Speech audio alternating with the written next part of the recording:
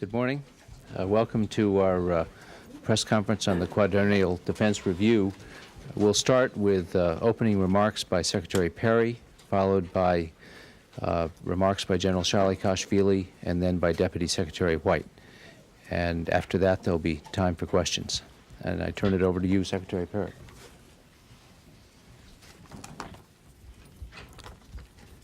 The debate on national defense issues sometimes focuses on needs, that is, the requirements for military forces. And at other times, it's focusing on how best to meet those needs. The bottom-up review, which was started just a little less than 4 years ago, considered both needs and how to meet the needs. But it did something else. It also considered how to connect the needs with how to meet them. It said, if this is your assessment of needs, and it made that, then went on to say, here are the resources that are required to fulfill these needs. If you decrease the resources, then you have to reassess the requirements.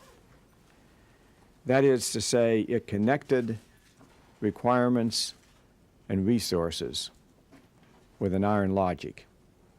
And that was the really unique contribution of the bottom review. It was the iron logic which connected requirements and resources.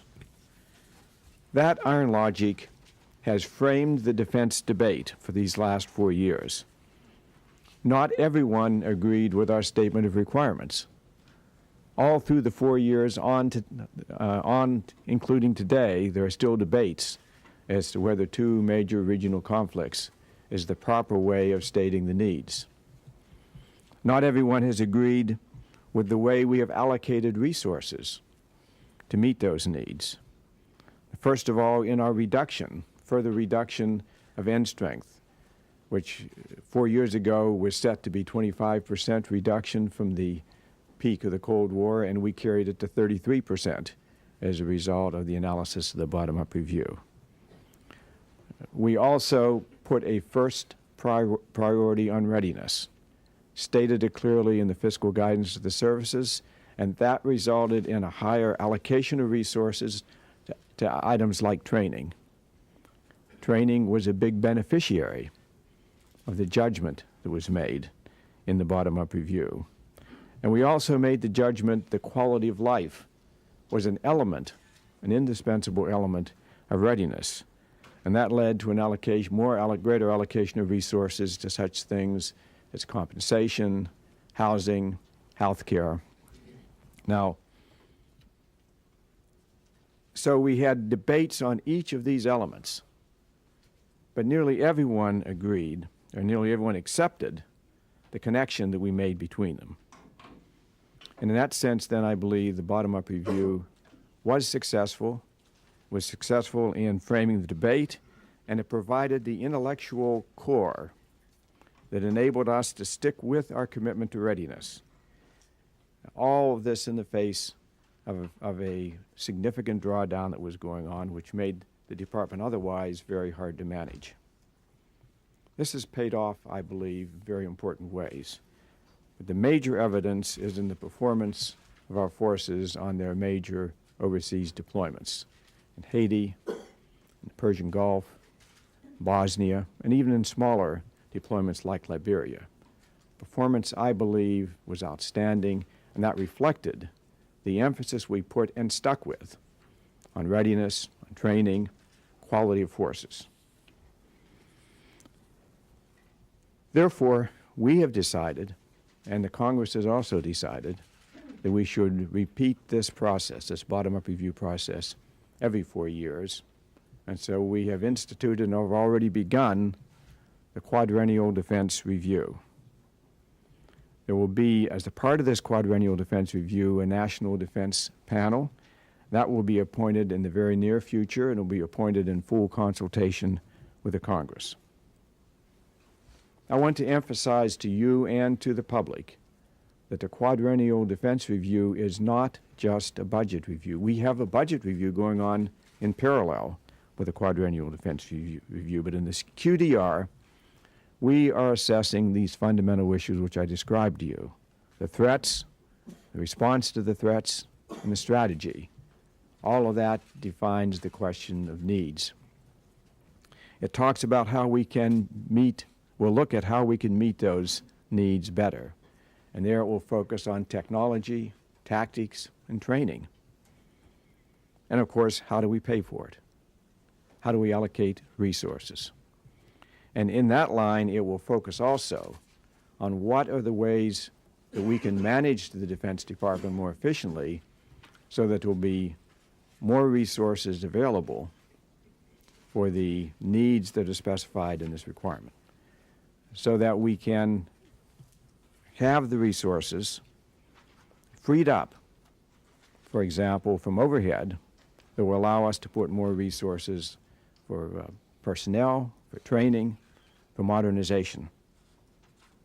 This gives the essence of the QDR as a blueprint which distills the thinking of the department on resources, requirements, and how they are connected.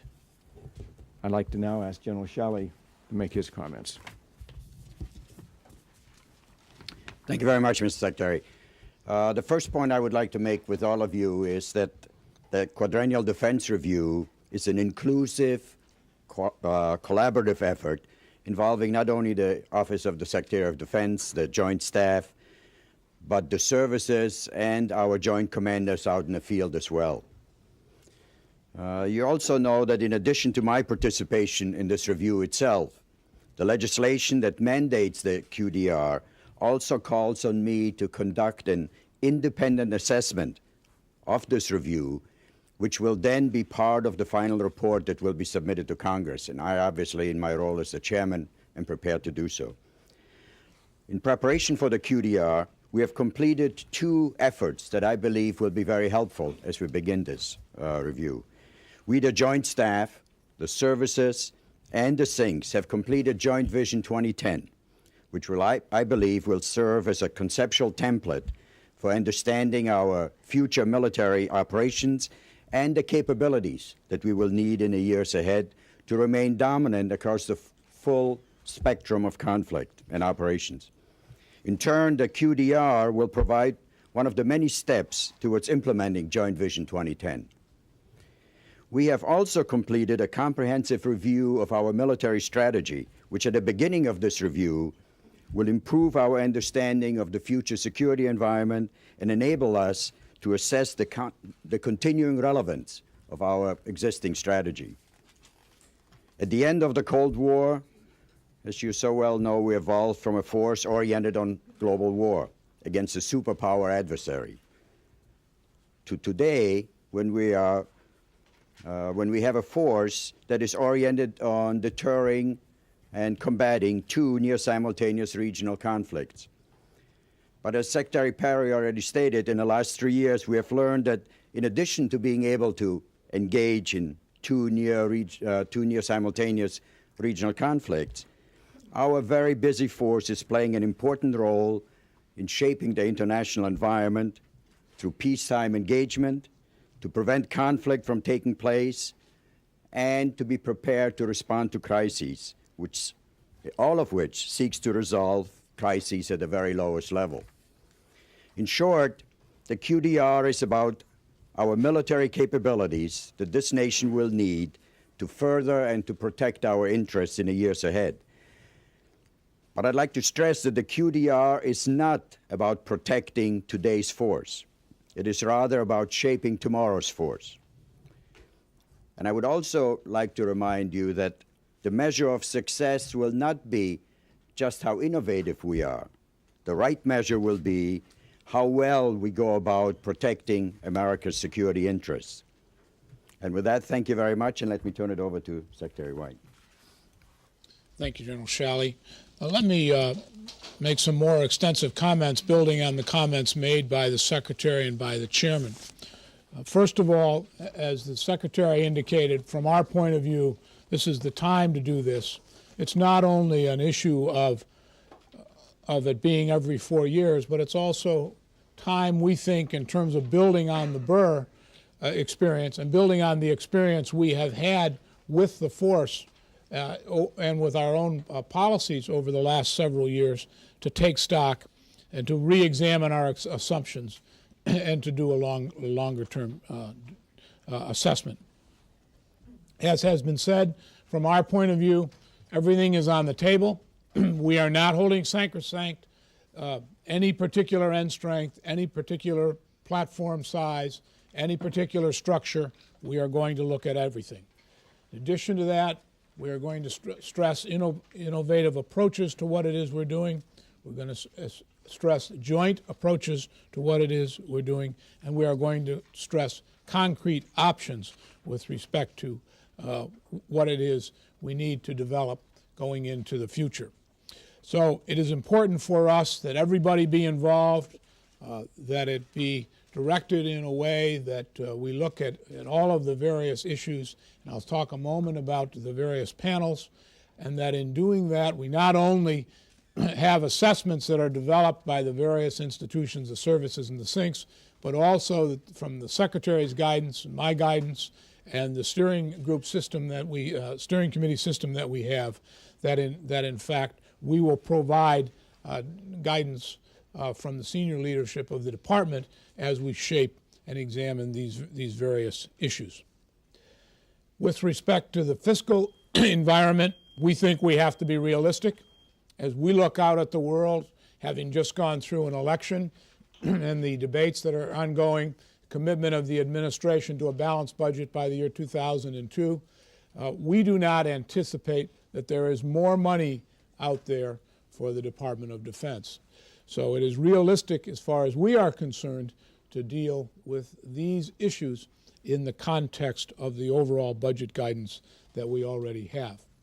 Now let me make a couple of comments about the structure of the process here. Obviously the Secretary and the Chairman, in terms of their separate but related roles, are at the top of this. We then have a steering group that is chaired by General Ralston and myself.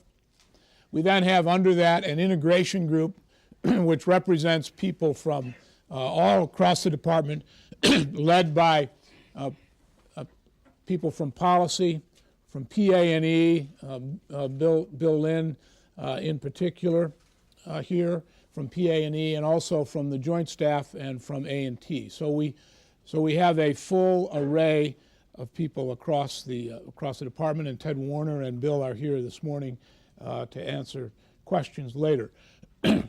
So that's the structure. The objective of the integration group is just what it says. That is to take all this massive amount of information that will be delivered up by the various panels and make sure it's integrated across the total so that we have an understanding and come out with a useful composite set of information that will guide us as we go forward into the future.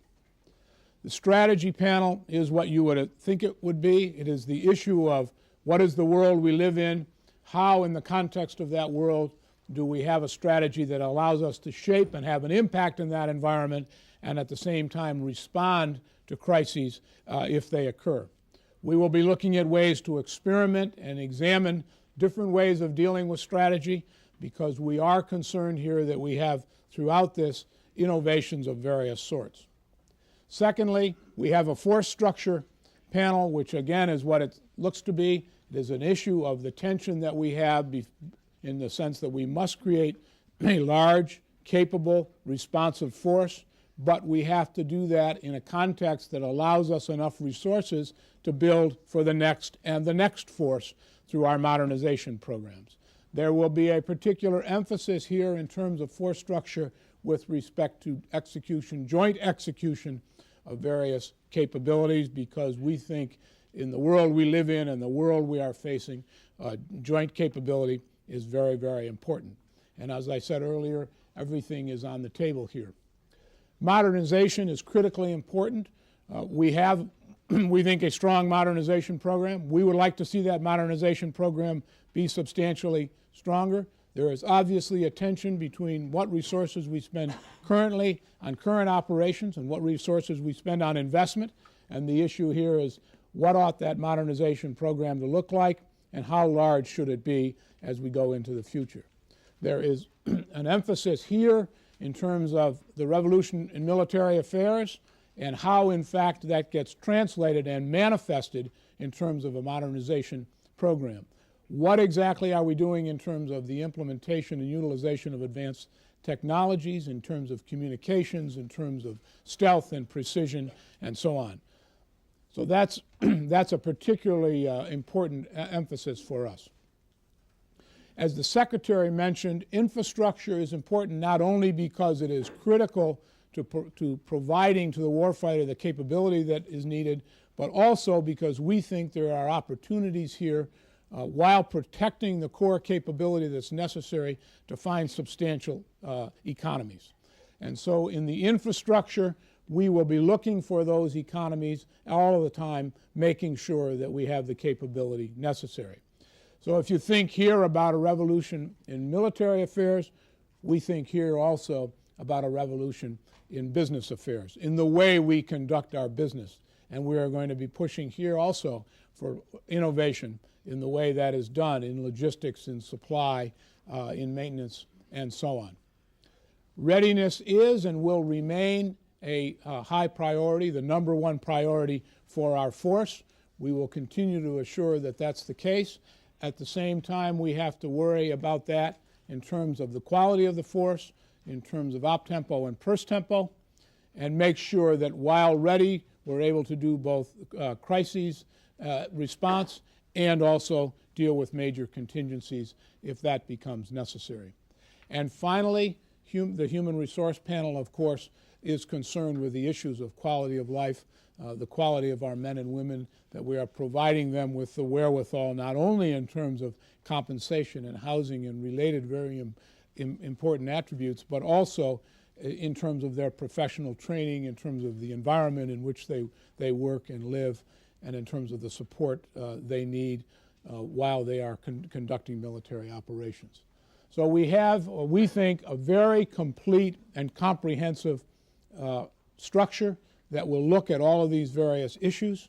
The biggest problem from my point of view is we're going to have so much data. We need to make sure as we go along we stay on schedule and that we in fact get the relevant necessary data that we need in order to do the integration, in order to at the end have a product which is valuable in terms of the future planning for the department. Let me turn now briefly to the schedule. There are two schedules displayed on this panel. One of them has to do with our own Department of Defense QDR schedule, and the other one has to do with the National Defense Panel called for in the authorizing bill last year. We have launched the QDR already. As the chairman mentioned, he has a responsibility for a report that goes to the Congress on May 15th. From our point of view, effectively, May 15th is the end date in terms of the development, the internal development of the QDR. If we're not finished by May 15th, not only isn't it responsive to this schedule, but it isn't responsive, more importantly, to our larger resource allocation and planning schedules for the rest of the term. The National Defense Panel has a requirement to make a report at the same time, and then there is an opportunity at the end of this period for SecDef comments on the panel. The panel itself is not yet formed, but will be this month. We're in consultations now. We've developed a list of people with respect to options. We are consulting, of course, with the Congress and having discussions, but I think we will be able to complete that by the first of the year.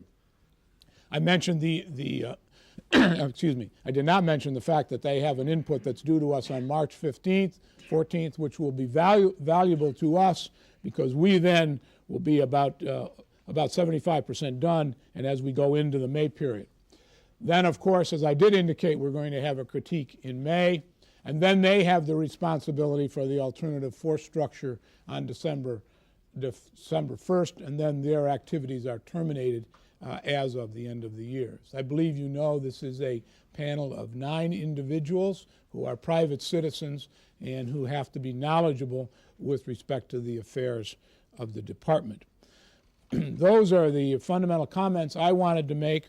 At the end of the day, our emphasis on making sure we look at everything, making sure we deal in terms of the new environment in which we live, being concerned that in fact we explicitly deal with these various tensions with respect to structure, with respect to readiness, with respect to modernization, and that we deal with them with enough specificity so that in fact we can provide guidance concerning policy priorities as we then subsequently go into the next round of our resource allocation and budget process. As the Secretary said, this is decidedly not a budget process. This is a planning exercise so we can get above the budget and look at this in a much more long-term fashion. With that, I would be happy to try to answer any of your questions. Yes. Secretary White, although you say that this is a strategy process rather than a budget process, the Secretary pointed out right away that there's an iron connection between the two, and you've talked about future budget cuts.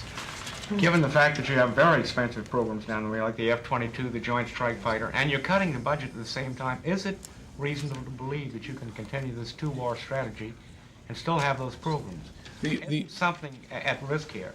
I think fundamentally we are operating within this budget constraint, and in that budget constraint we're going to have to examine what we can do effectively. And in doing that there will be trade-offs. We don't know yet what those trade-offs will be, but inherently we think there will be trade-offs. Yes, sir. Aren't you handicapping the National Defense Panel? You were supposed to have formed them by December 1st. You obviously missed that deadline. They've got a deadline, their first report, earlier than yours, and they won't be formed, they won't be staffed, they won't have done the preliminary work that the JCS has done. You know, you're really putting them, behind the 8 ball on this. No, I don't think so. We've talked a lot about that and the urgency with respect to that panel. We are in the very early stages of what it is we're doing. There is not a lot there yet in terms of information that they will need in order to assess what they need to do. So I'm perfectly comfortable, as long as we get it stood up very soon, that we have not handicapped them. That is not our intention. We're going to provide them with the resources and the capabilities that they need. Yes? Will the defense agencies come under your review, and if so, which study panel would handle that? It depends. The answer is yes, they will. But when you think about what the nature of this study, of this review is, they will really enter in terms of their support for whatever it is in terms of strategy, modernization, readiness, and so on. So their inclusion will be in terms of the issues under the various panels, depending on which functions they perform. Yes. Are you giving the people who are going to do this review an assumption of how much money there's going to be in hand, like say 250 billion plus inflation? And secondly, on that same point, if so, and this is the way Senator Grassley and others have said it should be done, but I'm not trying to give a proposal of what you should do, just trying to understand what guidance are going to be. It would be different, would it not, from when Secretary McNamara came in? He said, well, my mandate from the President is to find out what we need and then cost it out, as opposed to how much we're going to have to spend on defense and then go from there. Which are you going to do, and do you have a figure of guidance? We're going to do the former. Now, that is to say, we're going to operate in the President's budget guidance to us, which in terms of close enough.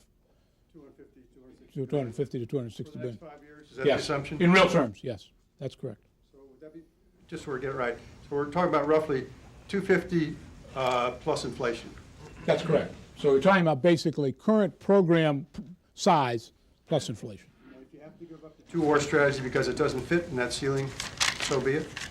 We're going to look at everything, and then we're going to decide what fits and what doesn't, but more importantly, what's important and fundamental in terms of the requirements that we have to meet in terms of our national security. And out of that, as I said earlier, there will have to be some choices made. Yes.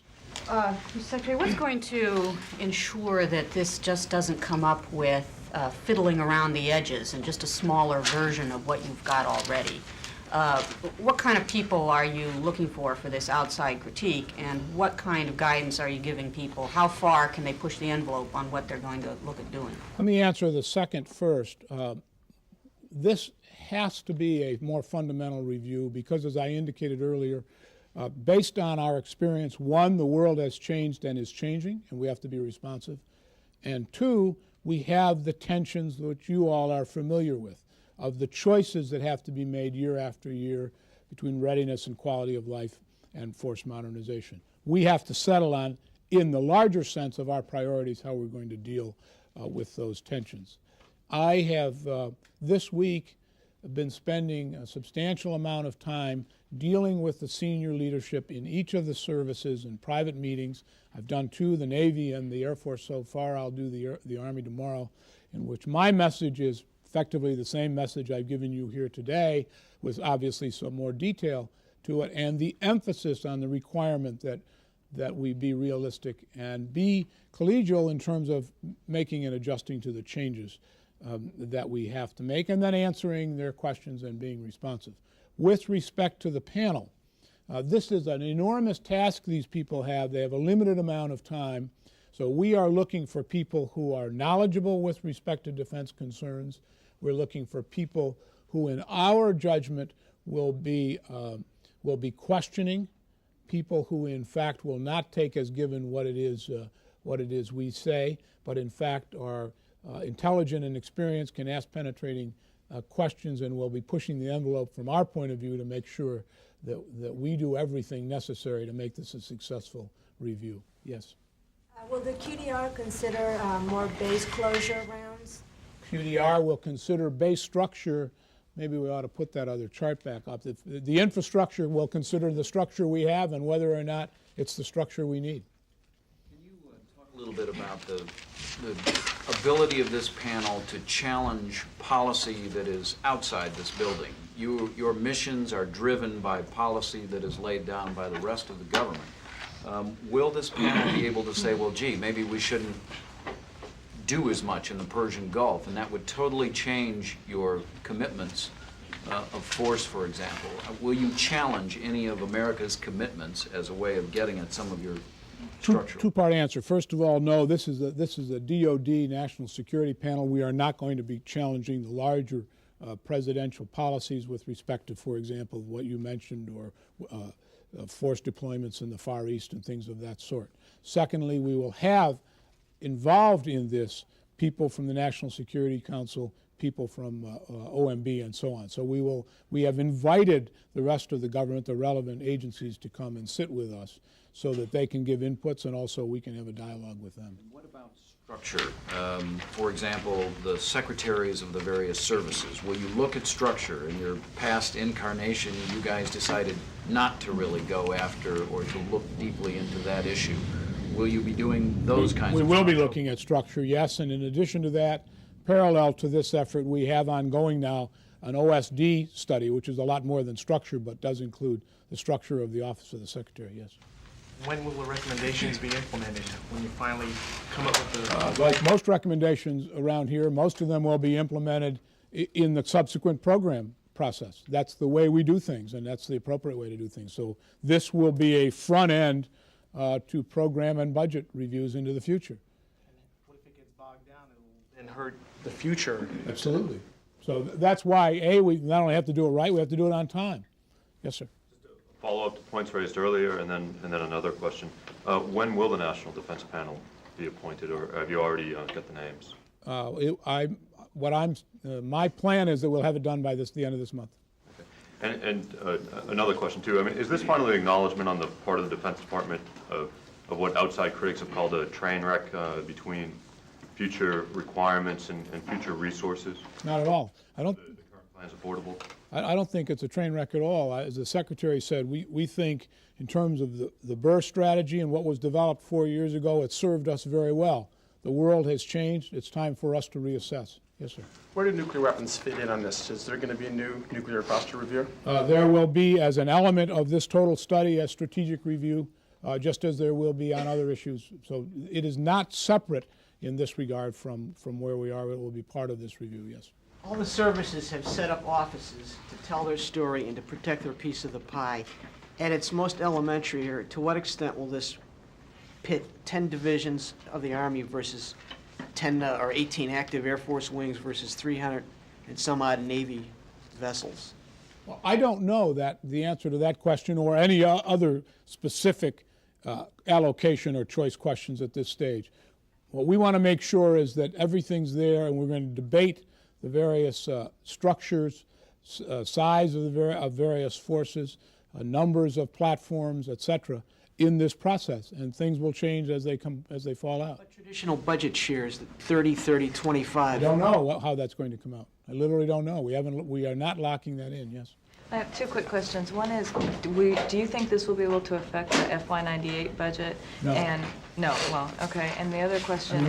We were going to submit the FY98 budget substantially before we're finished with this. Right. I just wondered if Yeah. you think Congress will be able to have time. Well, after. that may be. I mean, this may be part as we get back into the back end of this. In terms of the debate on the Hill, it may affect the final outcome from the Congress. But in terms of the President's budget, it will not affect it. The other question is, what will be the effect of the transition in leadership in OSD on the QDR? Effectively, we don't see any real change. That is to say, we are on a schedule. We have to stay on that schedule or we can't meet it.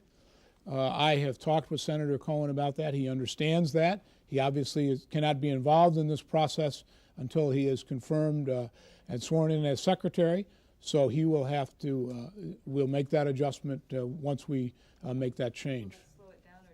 It will not slow it down. We can't afford to slow it down and meet our schedule.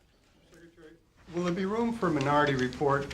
What I have in mind is supposing in this review there is one school of thought that says we'd be better off going to a one-war strategy or something less than the two MRC. The answer is yes. Will the President get the two opinions? The answer is yes, there is, but my own view is that most of that will come out of the NDP, out of this panel. That's why that panel was set up to assure that there would be alternative perspectives. So you have the chairman giving a report in addition to what we create corporately as a department, and then you have the NDP giving a critique on that. So I think you can be assured you will get minority reports. One last question. If the chiefs have a split opinion, they want to stick to the two MRC, your civilians wanted to go one, would the President get the benefit of both reports? I think at the end of the day, the department will come together with one report. If there's such a split, I expect you all will know about it. Two questions. One last one here, and then I have to go. Two quick questions. You mentioned that the world has changed since '93 when the Bureau was done. I thought maybe you could tell us how it's changed. Has it changed all that much? And the second question is, how much involvement will there be in this process of U.S. allies? Because obviously they're thrown into this equation of two MRCs. And will they be consulted in I guess the question is even some of their force structure looked at too, to see. I expect not with respect to the latter. We've talked to a number of the allies about this. We've told them we will keep them informed of this process. Obviously, they have comments and suggestions. They are welcome, but we will not have a formal process by which they will be included. I'm sorry, and the first part was? You said that this is required because of the... Just very briefly, if you look, for example, at the number of crises and various contingencies that have either been at least proposed or in fact executed on, I think you will find that it's more than would have been anticipated. Secondly, if you look at the issues around op-tempo, we are very concerned about that, and there is a continually upward pressure with respect to op-tempo because we live in obviously a very dangerous and changing world. Thirdly, I think people today, even on this short period, are more aware of the interconnectivity of the world we live in. And fourth, we look around the world and we see substantial changes in terms of the changes in the character of various governments. If we look at Eastern Europe, if we look at Latin America, and so on. So I think there's a whole set of areas where the changes have been substantial. Yes. Secretary Perry had said this is going to be a review of the threats and response to threats. Is that also going to include such threats as terrorism on the military forces? And what is your opinion about the Air Force's review that finds the Air Force is not responsible for Saudi Arabia? First of all, it will absolutely include the full spectrum, all the way from terrorism on the one end to weapons of mass destruction on the other end. So that is critical to doing this, and we have recently put an increasing amount of emphasis in the department on force protection and terrorism on the one hand, and on counterproliferation and weapons of mass destruction on the other hand, and that will be reflected in this report. Secondly, I'm not going to comment on newspaper reports with respect to the Air Force review. The Air Force has not transmitted forward to me or to the Secretary a formal report with respect to its review, so I won't comment until they do. Just get one final one. Such a review be the last word, or would you still? I have not seen the report. Aside from the newspaper reports on the Saudi Arabia bombing and whether or not we might be targeting, the United States might be targeting Iranian targets on the contingency, has the United States made a final determination of whether or not there's blame to be laid in the Khobar Towers blast? Has the final determination been made? Mr. Free is involved, and I've talked to him as recently as last week in the continuing investigation with respect to Khobar Towers. He's certainly has not completed that review, and therefore he's not made his report to the President, and therefore we don't know what those results will be or exactly when they will come out. Thank you all very much. Thank you.